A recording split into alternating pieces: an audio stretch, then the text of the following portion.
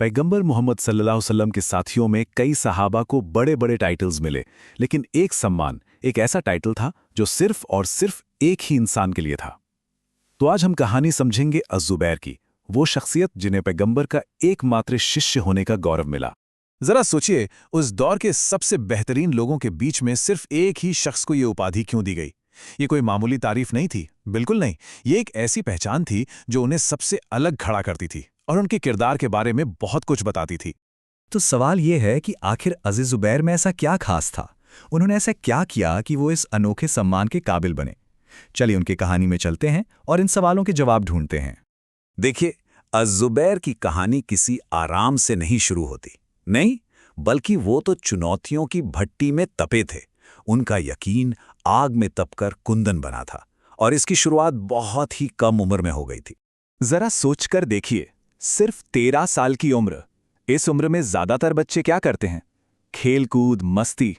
लेकिन अज़-ज़ुबैर ने एक ऐसा फैसला लिया जिसने सब कुछ बदल दिया। वो इस्लाम अपनाने वाले शुरुआती कुछ लोगों में से एक थे। ये उनके जबरदस्त हौसले और पक्के यकीन का पहला सबूत था। और देखिए, उनके ईमान का सबसे मुश्किल इम्तिहान किसी बाहर वाले ने नहीं, बल्कि खुद उनके अपनों ने लिया। उनके चाचा ने उन्हें बड़ी बेरहमी से सताया।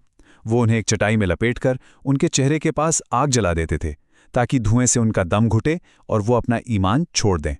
और उस खौफनाक तकलीफ के जवाब में इस 13 साल के लड़के के शब्द उनके फौलादी इरादे का ऐलान थे। हर रात जब तक कि वो बेहोश न हो जाएं, वो बस यही दोहराते, मैं कभी इस्लाम नहीं छोड़ूंगा। ये सिर्फ दर्द में निकली आवाज नहीं थी, ये एक ऐसा यकीन था जो किसी भी इम्तिहान से गुजरने के लिए तैयार था। तो फिर एक शिष्य होने का असल मतलब क्या होता है?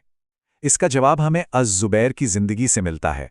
उनकी पूरी शख्सियत का निचोड़ एक ही चीज में है, पैगंबर की हर पुकार का फौरन, बिना किसी हिचकिचाहट के जवाब देना। ये बड़ी बड़ी जंगों से भी पहले की बात है। मक्का के शुरुआती दिनों में ही जब उन्होंने सिर्फ एक अफवाह सुनी कि पैगंबर पर हमला हुआ है, तो वो एक पल भी सोचे बिना अपनी तलवार निकालकर उनकी हिफाजत के लिए दौड़ पड़े। वो नतीजों के बारे में नहीं सोच रहे थे, उनका बस एक ही मकसद था, पैगंबर की हिफाजत करना। अब जरा खंदक की लड़ाई के उस मुश्किल लम्हे को सोचिए। मुसलमान चारों तरफ से घिरे हुए थे और पैगंबर को किसी को दुश्मन के कैंप में जासूसी के लिए भेजना था। एक ऐसा मिशन जो लगभग जान देने के बराबर था। उन्होंने पूछा, कौन जाएगा? चारों तरफ सन्नाटा। उन्होंने दोबारा पूछा, फिर वही खामोशी।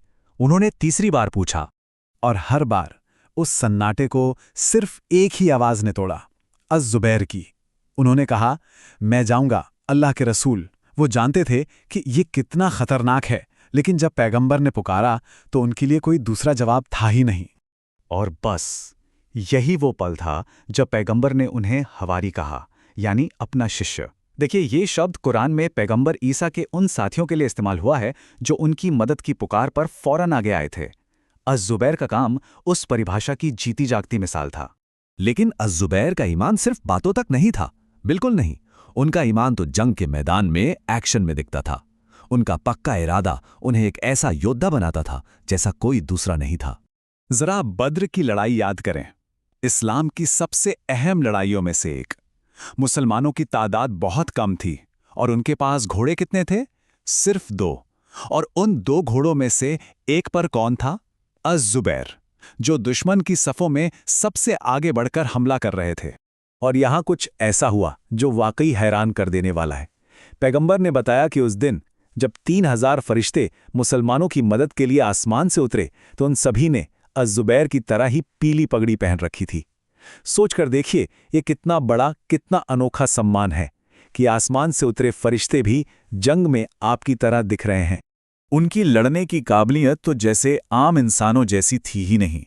वो एक ही वक्त में 2 तलवारें चला सकते थे और अपने घोड़े को सिर्फ पैरों से कंट्रोल करते थे, जिससे उनके दोनों हाथ लड़ने के लिए आज़ाद रहते थे। कहा जाता था कि वो अकेले ही 1000 आदमियों के बराबर थे और उनके जिस्म पर अनगिनत जख्मों के निशान थे जो उनकी बहादुरी की कहानी कहते थे। पर अज़-ज़ुबैर की कहानी सिर्फ उनकी बहादुरी तक खत्म नहीं होती। उनकी जिंदगी का आखिरी हिस्सा हमें उनके किरदार की एक और गहरी परत दिखाता है, जो जंग के मैदान से कहीं ज्यादा बड़ी थी। मुसलमानों के बीच एक अंदरूनी लड़ाई के दौरान उन्हें पैगंबर की एक भविष्यवाणी याद दिलाई गई। एक याद, सिर्फ एक याद ने सब कुछ बदल दिया। सोचिए, वो योद्धा जिसने कभी मैदान नहीं छोड़ा, उसने अपनी तलवार रख दी और जंग का मैदान छोड़ दिया, क्योंकि उनके लिए पैगंबर के शब्द किसी भी लड़ाई से ज्यादा अहम थे। अफसोस की बात यह है कि जब वो वहां से जा रहे थे तो नमाज पढ़ते उन्हें धोखे से शहीद कर दिया गया। जब उन्हें लगा कि उनका आखिरी वक्त करीब है, तो उनकी सबसे बड़ी फिक्र क्या थी? अपनी जान? नहीं, उनकी सबसे बड़ी फिक्र थी उनके कर्जे, जो उन्होंने दूसरों की मदद करने के लिए लिए थे। और एक तरफ उनकी ये सादगी और दूसरी तरफ अल्लाह का वो इनाम, इसी दुनिया में जन्नत की खुशखबरी और हमेशा के लिए पैगंबर का साथ। ये स्लाइड उनके किरदार की गहराई को दिखाती है। पैगंबर के इतने करीब रहने के बावजूद उन्होंने बहुत कम हदीसें बयान की। वजह थी उनका डर। ये डर कि कहीं वो गलती से भी पैगंबर के कहे एक भी लफ्ज़ को इधर उधर ना कर दें। ये उनके ज़बरदस्त तक़वे और एहतराम को दिखाता है। तो आखिर में अज़्ज़ुबैर की कहानी हमें एक सवाल के साथ छोड़ जाती है। उनकी ज़िंदगी सिर्फ यकीन करने के बारे में नहीं थी, बल्कि उस यकीन पर फ़ौरन एक्शन लेने के बारे में थी। ये हमें सोचने पर मजबूर करती है कि आज के ज़माने में जब कोई आवाज़ हमें बुलाती है, तो बिना एक पल सोचे उस पर एक्शन लेने वाले यकीन का मतलब क्या है।